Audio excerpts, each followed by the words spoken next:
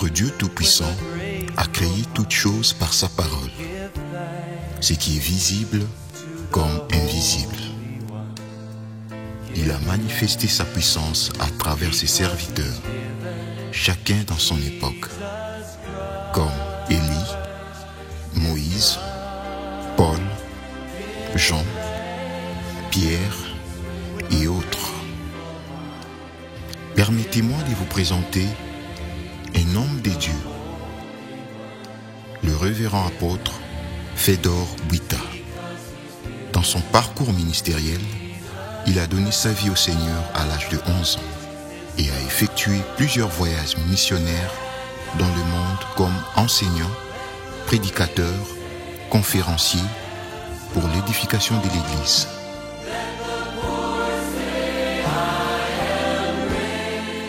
La Bible nous dit, l'Esprit du Seigneur l'Éternel est sur moi, car l'Éternel m'a oint pour porter de bonnes nouvelles aux malheureux. Il m'a envoyé pour guérir ceux qui ont le cœur brisé, pour proclamer aux captifs la liberté et aux prisonniers la délivrance, pour publier une année de grâce de l'Éternel.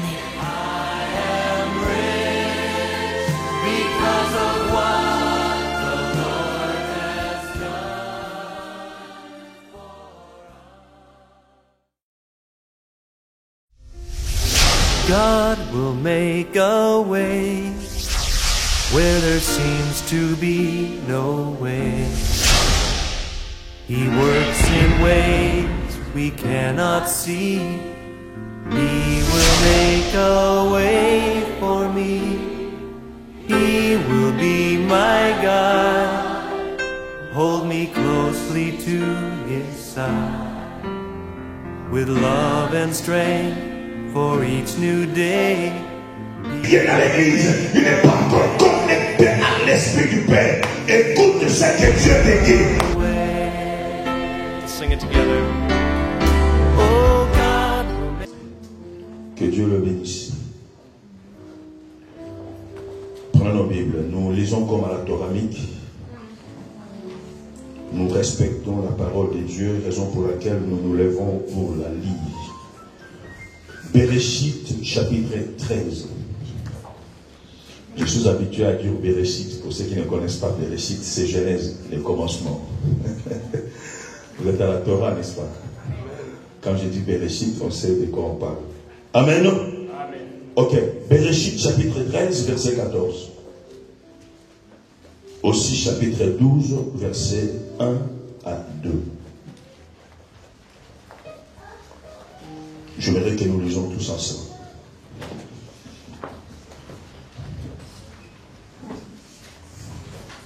Nous commençons dans chapitre 12, verset 1. Nous allons lire à haute voix, chacun selon sa version. Ne lis pas trop pressé, lentement et sûrement. Et lis ce que tu vois, vois ce que tu lis.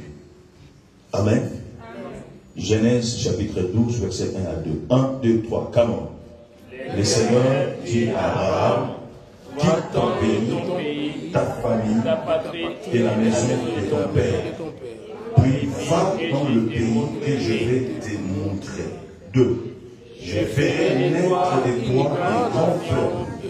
Je te bénirai et je rendrai ton nom célèbre. Je bénirai les autres par toi. On tourne la page au chapitre 14. J'ai lu chapitre 13, oui. 14. Amen. Amen. 1, 2, 3.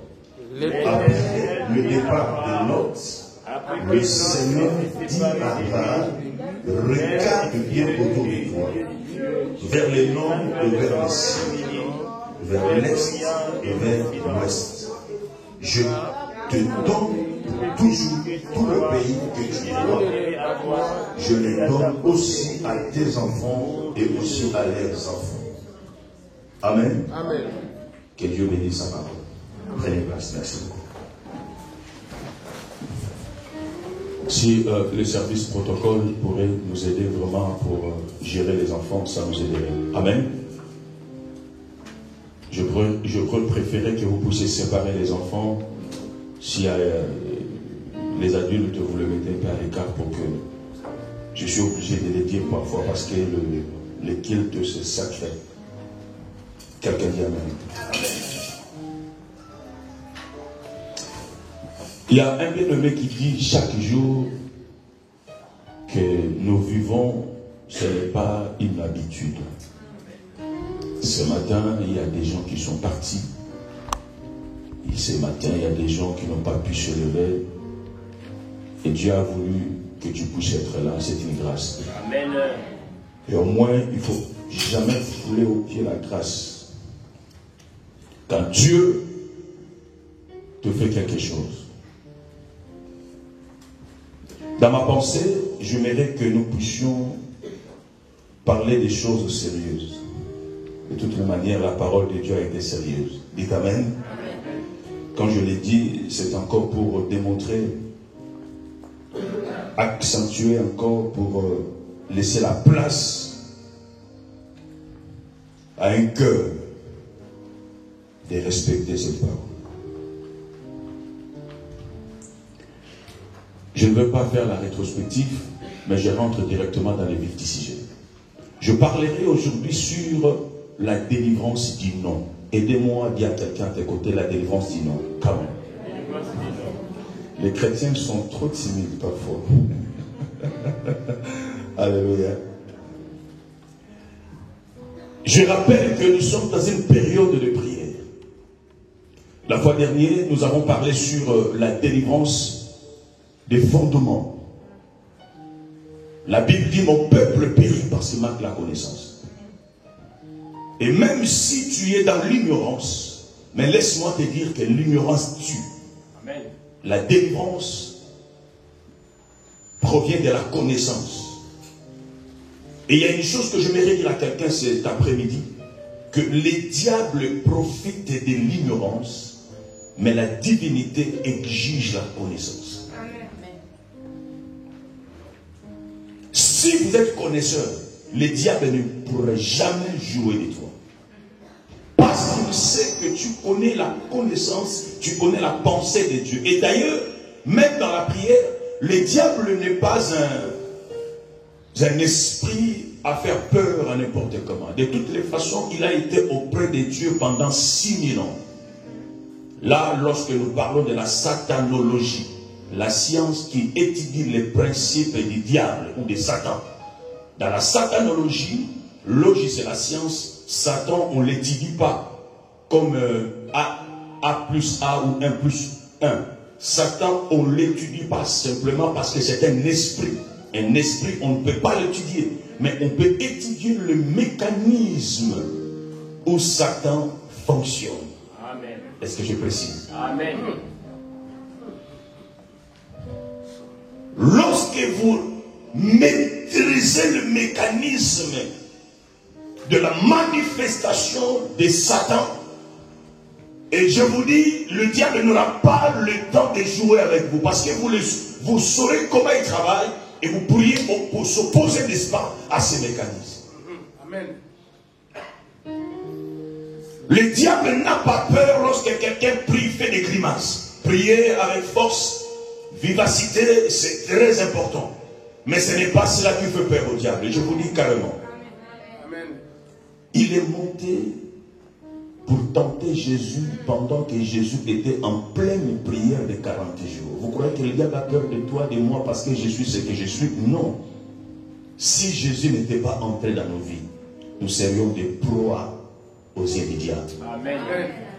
Et ce qui fait peur au diable, c'est quoi? C'est quand quelqu'un a la maîtrise, a la connaissance de la parole de Dieu. Amen. Et vous verrez quand il est venu tenter Jésus, pour vous dire que le diable a la maîtrise de ses livres. Parce qu'il est venu tenter Jésus aussi par la parole. Il dit, il est écrit. Et parce que Jésus est lui-même, il n'a pas la maîtrise, c'est lui-même la parole, il va le répliquer. Il est aussi écrit. Le diable n'a pas peur de quelqu'un qui gêne 80 jours. Il n'a pas peur de quelqu'un qui se proclame archibishop, pasteur, évêque, apôtre, diacre, ancien. Mais il a peur de celui qui a la connaissance de la parole de Dieu. Et la puissance de la prière se trouve lorsque tu pries, non pas selon tes pensées, mais lorsque tu pries selon la pensée de Dieu, en disant il est écrit. Quelqu'un qui est frappé par un problème d'une manière ou d'une autre, tu récupères la pensée de Dieu par rapport à ton problème et tu le libères. En rappelant au diable, il est écrit. Je serai le premier et non le dernier. Il est écrit. Je serai la tête et non la queue. Il est écrit. Quand tu es troublé la nuit, tu dors pas, tu fais le cauchemar, lève-toi au lieu de pleurer, ne grimace pas, mais commence à libérer des paroles.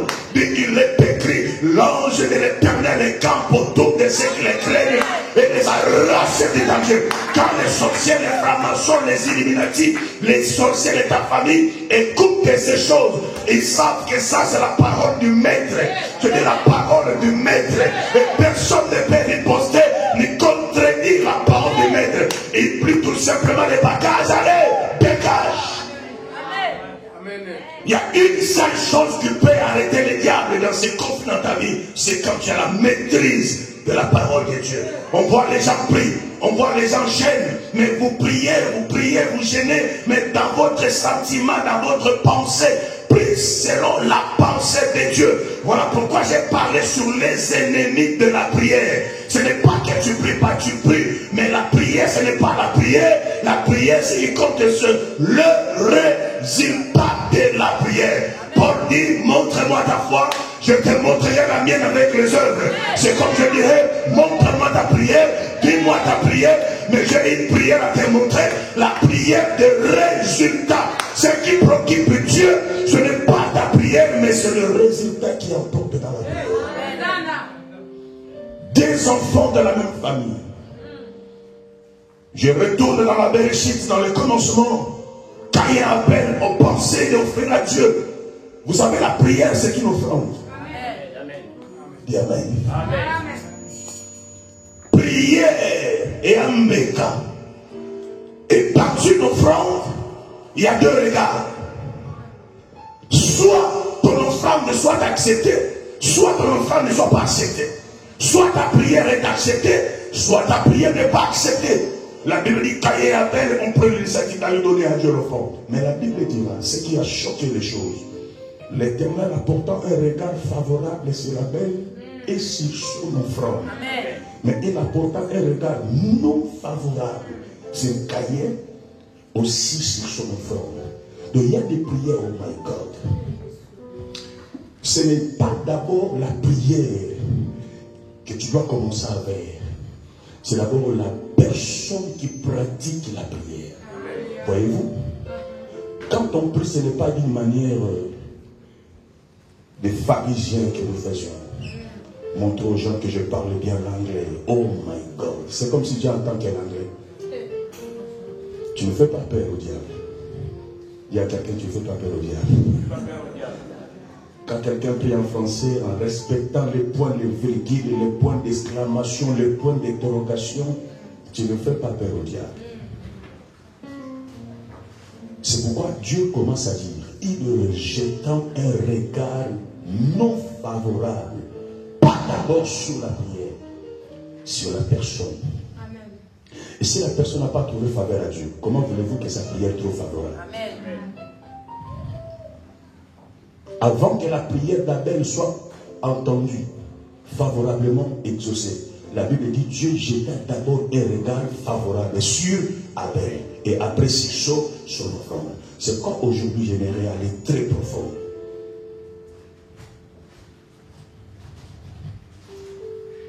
Amen. Amen. Nous avons parlé sur la délivrance des fondements. Aujourd'hui, je dis à Dieu merci parce que je n'aime pas pratiquer, je le dis encore, la cure d'âme. Parce que beaucoup de gens ne comprennent pas le diable, c'est un stratège, un grand stratège. Beaucoup des églises sont perturbées rien que par de petits trucs. Est-ce que vous comprenez? Amen. Nous prêchons la parole de Dieu pour que l'église trouve la vie.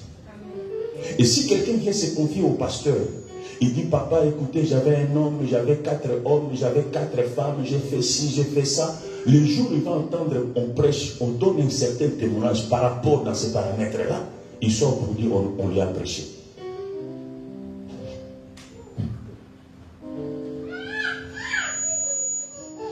Bon, s'il fallait qu'on parle, s'il fallait que Dieu parle de toi, tu veux que Dieu parle de qui? Alléluia. Amen. Et le diable a récupéré tous les manœuvres qu'il faut. Raison pour laquelle je disais, les 95% des problèmes des hommes sur la terre proviennent de leur fondement. D'où viens-tu? Quelle est la base de votre famille? Regarde tes parents à toi. Quelle est leur situation? Et tu vas remarquer que la situation de tes parents, arrière-parents, si tu réalises, tu remontes bien, c'est la même situation qu'a vécu même tes aïeux.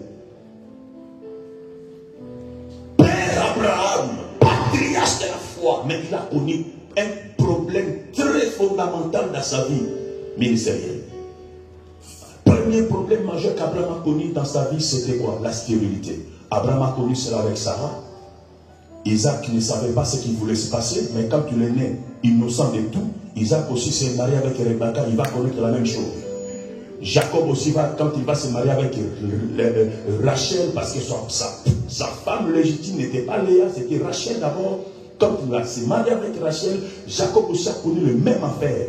C'est pourquoi la Bible dit la malédiction commence du première génération jusqu'à la 4e génération. Connaître Jésus, c'est autre chose. Et la délivrance aussi, c'est autre chose. C'est pourquoi au moment là-bas, beaucoup de gens prient, engagés dans l'église, mais les problèmes ne les quittent pas. Ce n'est pas parce que tu es engagé. Le salut est autre chose. La délivrance aussi, c'est autre chose. Amen. Proverbe a dit, vos pères ont péché, mais ils ne sont plus. Mais c'est vous qui payez les pots. Tu veux te marier, mais comment tu pourras te marier? Parce que dans votre famille, il y a un fondement de célibat. Tous qui se marient vont se casser. Et tu arrives même que quand tu es fiancé, tout va bien. Mais les jours où tu décides de rentrer dans les mariages comme il fallait, les problèmes commencent. Ça qu'on appelle le malédiction à retarder. Ça attend il attend que la cloche sonne pour qu'il bombarde. Ça, c'est des fondements à briser. Tant que ces fondements ne sont pas brisés, tu seras toujours victime de ces choses. Est-ce que tout le monde est au Amen. On ne prêche pas pour faire la morale à quelqu'un, mais nous prêchons pour que l'église sorte de l'ignorance et que tu atteignes le niveau de la connaissance. Amen. Tu peux monter, mais il y a des choses que si tu n'as pas réglé du premier degré, même tu arrives au 100e degré, ça va te joindre là-bas. Amen. Tu n'as pas compris. Amen. Le premier fils de Jacob s'appelait Ruben. Mais quand Jacob est devenu vieux, la Bible dit qu'il avançait en âge, il voulait mourir. Il a fait appel à ses enfants. Parce que le patriarche ne pouvait pas partir sans laisser un patrimoine à ses héritiers. Et la plus grande héritage qu'un patriarche pouvait laisser à ses enfants, c'était la parole. Amen. Il appelle Ruben, il lui dit Ruben, ma figure Ruben, mon aîné Ruben, ma prémisse Ruben. Mais quand Jacob a tourné le visage, il ferme les yeux, il commence à déclarer. La première parole n'était même pas sortie. La Bible dit Jacob s'est souvenu 50 ans passé, Ruben a couché avec sa femme. 50 ans, un demi-siècle. Les bénédictions se changent en malédiction. Il dit Ruben, tu seras maudit. Je pense que Ruben était surpris. Hey, papa, comment je suis maudit? Il dit 50 ans passés, voilà ce que tu as fait. C'est pourquoi je vais dire à une personne, règle ce que tu peux régler aujourd'hui pour que ton lendemain soit meilleur. Joue pas avec la délivrance. Beaucoup des hommes de Dieu, beaucoup des enfants de Dieu sont dans des problèmes graves. Pourquoi? Tu as dépassé, tu as brûlé les étapes. Mais laisse-moi te dire, l'homme oublie, mais les esprits n'oublient jamais. Amen. Pierre aux côtés de Jésus. Oui, mais le sentimentalisme va comme bébé. Oh, moi j'aime Dieu, moi j'aime les sérieux, j'aime Dieu sérieux. Sérieux, c'est quoi? C'est que tu appelles sérieux. Il y a beaucoup de choses qui peuvent compliquer ta vie, tu ne te rends pas compte. Ce n'est pas toi qui te complique, mais c'est un esprit qui réclame ta foi. Pourquoi? Parce que dans votre famille, il y a un fondement. Et il y a des fondements qui disent que dans votre famille, personne ne pourrait servir Dieu. Et toi, tu veux servir Dieu. On te demande, tu viens d'où et tu es qui? Des fondements que tes pères n'ont pas pu briser, toi tu veux les briser. Non, tu ne les brises pas. Dieu croise Gédéon la nuit. Parce que Gédéon arrive précipitamment avec l'autel. Il veut monter l'autel à Dieu. Dieu l'arrête et dit, ça ne se passe pas comme ça. Il y a des principes que tu peux négocier. Mais il y a des principes, ça ne se négocie jamais. Et Dieu dit, tu ne pourras pas d'abord me battre sur l'autel sans d'abord détruire celui de ton père. Détruis d'abord les autels. Détruis d'abord les fondements. La force d'un édifice, la force d'une maison ne dépend pas de ce mur, mais dépend de ses fondements. Quand Dieu me donne ce message, je réalise pourquoi beaucoup de choses qu'on n'avance pas. On tourne carreau. On tourne à carreau. Tu essaies d'avancer. Pourquoi? Parce que tu réalises bien dans votre famille. Personne n'a réussi dans ta famille. Personne. Même ton père et ta mère. Et si tu remontes très bien, jamais tu réussiras. Jamais quelqu'un s'est marié. Quoi? Toi, tu vas te marier comment? Ça vient de très loin. Et je vais te dire, sois le Joseph de ta famille. Amnon, qui était aussi le fils à David, c'est-à-dire le frère d'Absalom, va sortir avec sa soeur propre, Tamar. Et Absalom va se mettre en colère jusqu'à mettre tous les conflits qu'il faut pour aller tuer Amnon. David déchira les habits parce qu'il ne pouvait pas se passer quelque chose.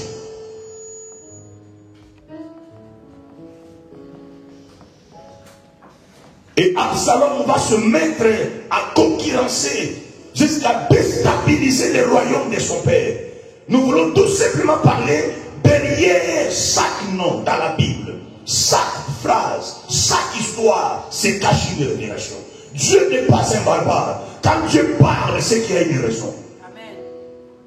C'est pourquoi ce soir je vais répéter ici la délivrance du nom. Papa, ça ne sert à rien de prier, ça ne sert à rien de continuer la marche. Il y a des moments où il faut mettre un break.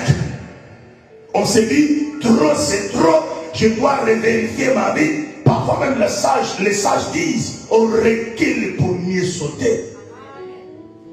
Et je l'ai trouvé, les sages ont tué beaucoup de choses dans la Bible. Parce que la première personne qui va faire un break après la création, c'est Dieu. Dieu va créer l'humanité. Dieu va dire, du premier jour au cinquième jour, Dieu va libérer une phrase en disant, tout ce que Dieu a fait, Dieu l'a trouvé bon. Le sixième jour, Dieu va remonter plus haut, il va mettre l'adjectif de la supériorité en disant, ce que Dieu a créé, il a trouvé très bon. Parce que Dieu créa l'homme selon sa ressemblance et à ses potentiels. Dieu était émerveillé de voir sa créature. Quand Dieu voit l'homme, Dieu est content, Dieu est émerveillé. Mais c'est la première des fois Dieu va changer de langage. Dieu dira, je regrette d'avoir créé l'homme. Pourquoi? Parce que l'homme que j'ai créé, il s'est détourné contre moi. Esaïe dit, le père connaît son possesseur, l'âme connaît son maître, mais Israël a oublié son maître. Je parle à quelqu'un ce soir, retourne vers le maître. Le maître a besoin de toi. Va vers ton maître, dis-lui, je ne remettrai pas et je viens encore. Amen. À l'église, il faut faire un break. Je dis, papa, je suis allé prêcher dans une église. Je suis le pasteur en train de pleurer. Il me dit, papa, qu'est-ce qui ne va pas? Il me dit, papa, l'église va mal. Les diacres se soulèvent contre moi. Et je parle, tout le monde ne veut pas m'écouter. Mais quel genre d'église? Ça, c'est un tableau, une boutique, un marché. Le pasteur ne peut pas tenir un discours. Papa ne peut pas parler. Il parle, les gens se soulèvent. Il dit, ça, ce n'est pas l'église, c'est un tableau.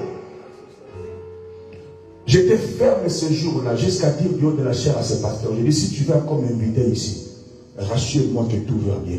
Amen. Aujourd'hui, Dieu a censuré l'église. Dis-moi c'est quoi? Dieu a tamisé l'église. Tous les diacres qui étaient là, vous verrez même les diacres sont des sorciers. Amen. Papa, les choses qu'on voit à l'église, ça ne pourrait pas se faire. Amen. Si c'était au temps de Jésus, il faut qu'il rentre encore dans les temples, prendre prendre un fouet en accord. Taper encore et faire retentir les sons. Et que les gens discernent les sons que Christ est en train de donner. Ça, c'est le fouet en accord. Jésus n'a pas pris un fouet pour taper les gens. Parce que de par son attitude, Jésus n'est pas méchant. Il ne peut pas prendre un fouet. C'est pourquoi il faut avoir la connaissance pour interpréter ces choses. Beaucoup de prédicateurs disent que même les gens prennent ça comme leur bouc émisseur.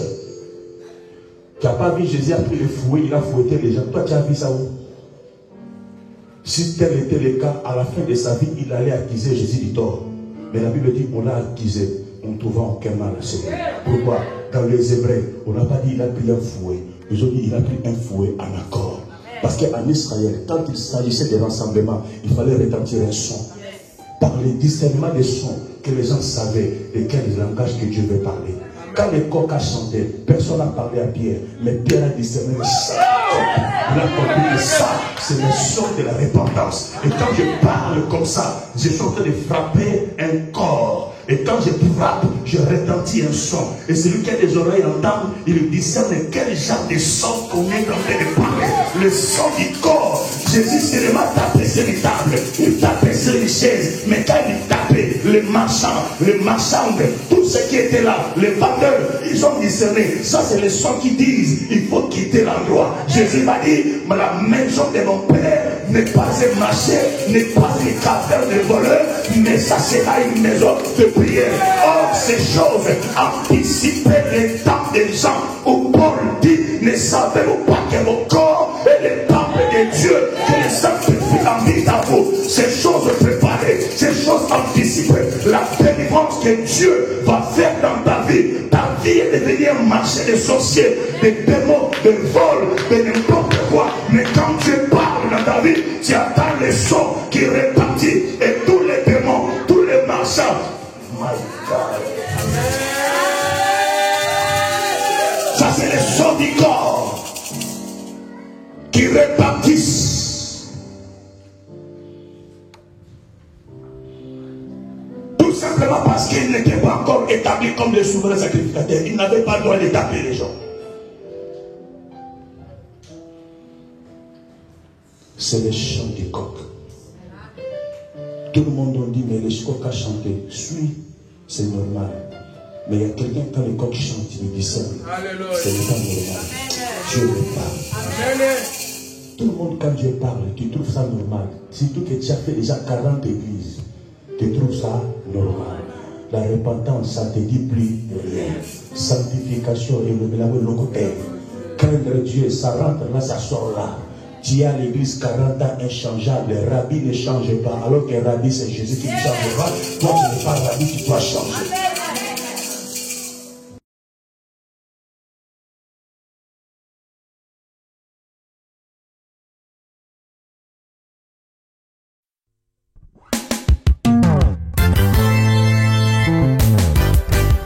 La maison Bereshit événementielle. Bereshit événementielle. Vous ouvre ses portes pour vos tournages, montages vidéo, vos interviews. Une seule adresse. Bereshit événementiel. La maison Bereshit événementiel, c'est aussi un studio d'enregistrement professionnel pour vos prises de son, vos mixages et mastering.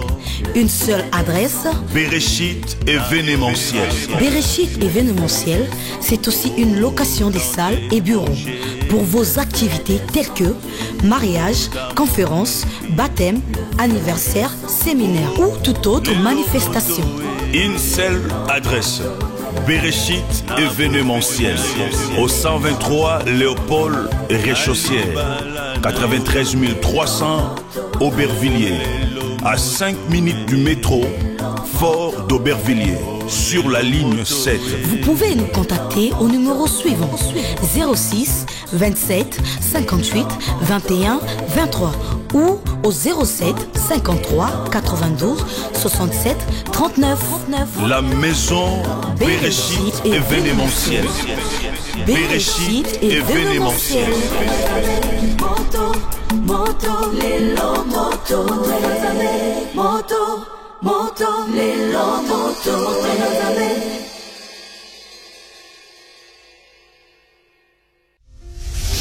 God will make a way where there seems to be no way. He works in ways we cannot see. He will make a way for me. He will be my God. Hold me closely to His side. With love and strength for each new day. Viens à l'église, il n'est pas encore connecté à l'esprit du Père. Écoute ce que Dieu te dit. Sing it together.